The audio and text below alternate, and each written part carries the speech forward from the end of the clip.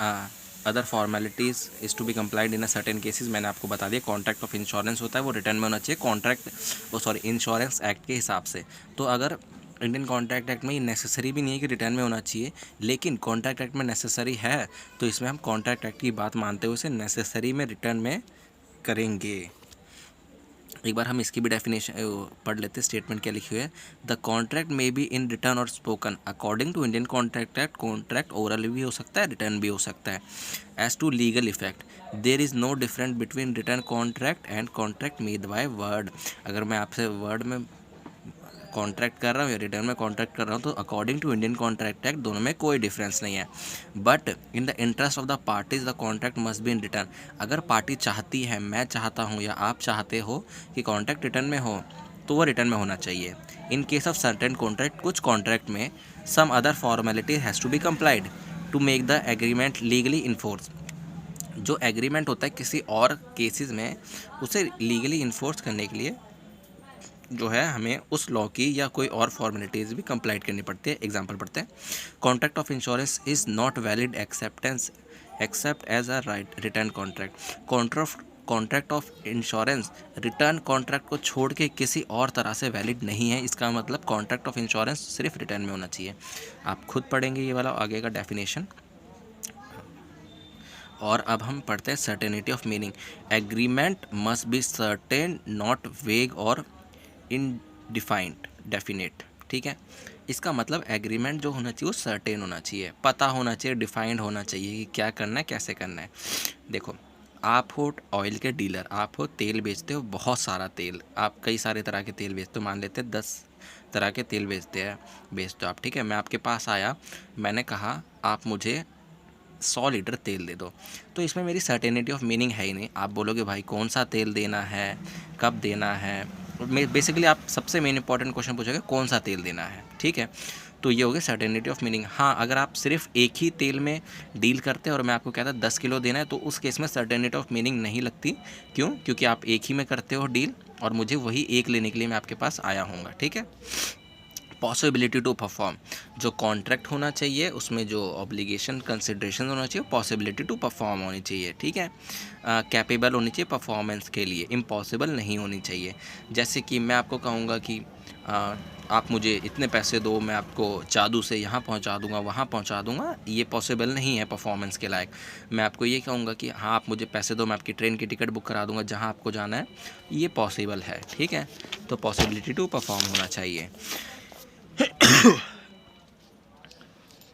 और अगला जो हम अब पढ़ते हैं, जो कि है सेक्शन 10 के हिसाब से। अभी तक जो हमने पढ़ा ना, two parties must be intention to create legal obligation, other formalities is to be complied, certainty of meaning, possibility to perform, ये सेक्शन 10 में नहीं लिखी है, लेकिन ये हमें फॉलो करनी चाहिए। और सेक्शन 10 में क्या लिखा है? Essential of valid contract. इसका मतलब एसेंशियल ऑफ वैलिड कॉन्ट्रैक्ट में ये सब बातें नहीं लिखी हैं, उसके बावजूद हमें ये कंप्लाई करनी पड़ेगी कॉन्ट्रैक्ट बनाते वक्त। ठीक है, अब देखो, अब आया जो सेक्शन 10 के हिसाब से वो पढ़ते हैं। ऑफ़र होना चाहिए, एक्सेप्टेंस होना चाहिए या कॉन्ट्रैक्ट होना चाहिए।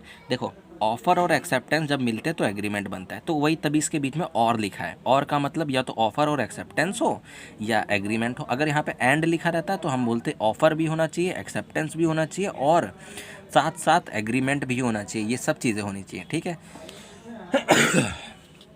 देखो, the agreement is the first essential element of a valid contract. मैंने अभी आपको क्या बताया था, जब एग्रीमेंट इन्फोर्सेबल बाय लॉ होता है तो कॉन्ट्रैक्ट बन जाता है। ठीक है, तो जब एग्रीमेंट ही नहीं होगा तो इन्फोर्सेबल बाय लॉ क्या चीज़ करेंगे हम, और जब इन्फोर्सेबल बाय लॉ कुछ कर ही नहीं पाएंगे तो कॉन्ट्रैक्ट कहाँ से आएगा? सही बात। तो अगली लाइन पढ़ो। अकॉर्डिंग टू सेक्शन 2 क्या बोला है? Clause E of Indian contract act 1872, every promises and every set of promises forming consideration to each other is an agreement. अभी हमने एग्रीमेंट की डेफिनेशन पढ़ी थी, वही है कि हर प्रोमिसेस, एक प्रोमिसेस या एक से ज़्यादा प्रोमिस जो कंसिडरेशन बिल्ड करते हैं एक दूसरे के खिलाफ, एक दूसरे के लिए, वो एग्रीमेंट कहलाते हैं। A person every according to section 2D, a person when accepted become a promises, sorry, a proposal when accepted become promises। जब प्रपोजल जो मैंने आपको बोला कि ऑफ़र किया वो एक्सेप्ट हो जाए तो वो क्या हो जाता है? एग्रीमेंट। ठीक है, an agreement is an outcome of offer and acceptance. तो सही कह रहा है, जब ऑफर होगा तो एक्सेप्टेंस होगा, और इस ऑफर और एक्सेप्टेंस से क्या आउटकम निकलेगा, निकलेगा एग्रीमेंट का आउटकम। ठीक है, तो ऑफर एंड एक्सेप्टेंस और एग्रीमेंट होना चाहिए। उसके बाद क्या होना चाहिए, उसके बाद हो जाएगी फ्री कंसेंट। फ्री कंसेंट के बाद हम not expressly declared as void तक आज करेंगे, उसके बाद थर्ड पार्ट बनाएंगे। ठीक है, देखो फ्री कंसेंट होनी चाहिए, जो पार्टीज़ है ना उसकी कंसेंट फ्री होनी चाहिए। कंसेंट का मतलब उसकी जो सहमति है, जो उससे रजामंदी ली गई है, वो फ्री होनी चाहिए, बिना किसी दबाव, बिना किसी धमकी, बिना किसी बंदूक दिखाए, बिना किसी तकलीफ़ दिए उसकी कंसेंट लेनी चाहिए, सहमति लेनी चाहिए। बिल्कुल फ्री होना चाहिए वो अपनी हाँ या ना करने के लिए। उस पर आप किसी भी तरह का कोई फोर्स नहीं कर सकते हो कि तू हाँ कर इस कॉन्ट्रैक्ट के लिए या तू ना कर। तो हम पढ़ते हैं, देखो, टू और more person are said to be consent when they are agreed upon a same thing in a same sense. इसका मतलब वो सेम थिंग पे आने चाहिए और सेम सेंस पे आने चाहिए। सेम थिंग मतलब जैसे मैंने आपको बोला, मुझे चाहिए, लेट सपोज एक घोड़ा चाहिए मुझे। अब मैं घोड़ा समझ रहा हूँ हॉर्स वाला, आप घोड़ा समझ रहे हो गन वाला। तो यहाँ पे हम एग्री तो हैं देने के लिए, लेकिन हमारा सेम थिंक नहीं है। आपका घोड़ा कोई और है, मेरा घोड़ा कोई और है। सेम सेंस हम दोनों का नहीं बन रहा है। ठीक है, हम, आपका सामान जो आप मांग रहे हो वो अलग है, मेरा सामान जो मैं दे रहा हूँ वो अलग है, तो सेम थिंग नहीं है। ठीक है, this can also be understood to identify the mind in understanding the term which consensus ad idem. इसका मतलब इसे हम कॉन्सियस एब इडम भी कहते हैं, लैटिन लैंग्वेज में कहते हैं। किसको, फ्री कंसेंट को, जिसमें जो फ्री कंसेंट में लिखा है ना agreed upon a same thing in a same sense, इसको लैटिन लैंग्वेज में हम कहते हैं कॉन्सियस एब इडम। ठीक है, तो further such a consent must be free.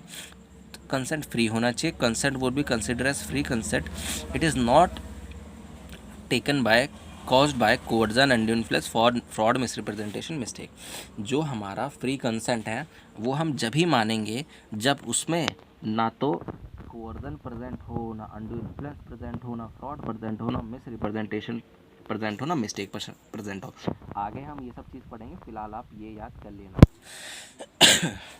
और उसके बाद जो है ये सब इसके एग्जाम्पल दे रखे हैं, जहाँ पे किसी में कोई काला घोड़ा बेच रहा होगा, कोई सोच रहा होगा ये सफ़ेद घोड़ा बेच रहा है, ऐसे ऐसे करके आपको एग्जाम्पल खुद पढ़ना है। ठीक है, देखो capacity of the party. Capacity of the party में इसका मतलब कौन सी पार्टी कॉन्ट्रैक्ट कर सकती है ये बताया गया है इसमें। Capacity to contract mean that legal ability of a person to enter into a valid contract. एक वैलिड कॉन्ट्रैक्ट में कौन कौन पर्सन एंटर हो सकते हैं वो बताया गया है। तो हम पढ़ते हैं, Section 11 of Indian Contract Act specified that every person is competent to contract who is of the age of maturity according to which he is subject to। यानी कि जो इंडियन कॉन्ट्रैक्ट एक्ट में ये जो 3 कंडीशन दे रखी है वो सब फुलफिल करनी चाहिए। देखो पहले कौन सा, एज ऑफ मेजॉरिटी उसकी होनी चाहिए, एज ऑफ मेजॉरिटी होनी चाहिए उसकी। दूसरा साउंड माइंड का होना चाहिए। साउंड माइंड का मतलब होता है जो पागल ना हो, अनसाउंड माइंड का मतलब होता है जो पागल हो। ठीक है, और it otherwise disqualified from the contracting any law to which he subject to. इसका मतलब ये उस लॉ के हिसाब से मना नहीं होना चाहिए कॉन्ट्रैक्ट करने के लिए जिस लॉ का ये पार्ट है।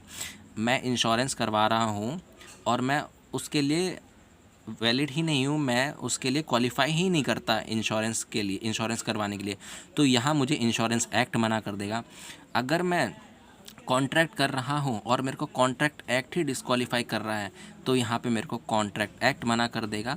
तभी इसमें लिखा है any law to which he is subject, यानी कि जिस भी लॉ का वो सब्जेक्ट है वो। ठीक है, तो क्वालिफिकेशन ए क्या है, वो होना चाहिए माइनर नहीं होना चाहिए, एज ऑफ मेजॉरिटी अटेन कर चुका हो। एज ऑफ मेजॉरिटी 18 प्लस होना चाहिए, 18 प्लस। साउंड माइंड का होना चाहिए, दिमागी संतुलन बिल्कुल ठीक होना चाहिए, और नॉट डिस्क्वालीफाइड बाय लॉ होना चाहिए, यानी कि लॉ के द्वारा मना किया हुआ नहीं होना चाहिए। ठीक है, अब ये इसकी क्वालिफिकेशंस है, इसी का डिटेल दे रखा है जो मैंने आपको बताया। और अगला है consideration. Consideration refer to quid pro quo. इसका मतलब होता है समथिंग इन रिटर्न, बदले में कुछ। कॉन्ट्रैक्ट कर रहे हो, बदले में क्या दोगे तुम मुझे, तभी तो कंसिडरेशन हुआ। जब एग्रीमेंट में कंसिडरेशन मिलेगा, इन्फोर्सेबिलिटी बाय लॉ मिलेगा, तभी तो कॉन्ट्रैक्ट बनेगा। तो तुम बदले में क्या दे रहे हो? अ valuable consideration is the sense of law may consist either in some right, interest, profit or benefit accrued on the other party or some forbearance, demerit, loss, responsibility given suffered by undertake by other. देखो इसमें simple सी बात क्या लिखी है, एक party का कुछ loss हो रहा होगा, कोई राइट्स हो रहा होगा, कोई सफ़र कर रहा होगा किसी चीज़ से, दूसरी पार्टी को गेन हो रहा होगा, प्रॉफिट हो रहा होगा, कोई चीज़ उसे मिल रही होगी, ठीक है।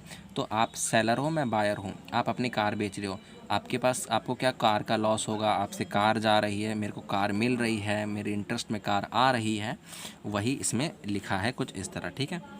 Lawful consideration and object, consideration lawful होना चाहिए, ऑब्जेक्ट लॉफुल होना चाहिए। कंसिडरेशन लॉफुल का मतलब, इसका मतलब ये नहीं होना चाहिए कि आप कोई इलीगल सामान का कॉन्ट्रैक्ट बना रहे हो तो वो लॉफुल कंसिडरेशन, और उसका ऑब्जेक्ट भी लॉफुल होना चाहिए कॉन्ट्रैक्ट बनाने का, ठीक है।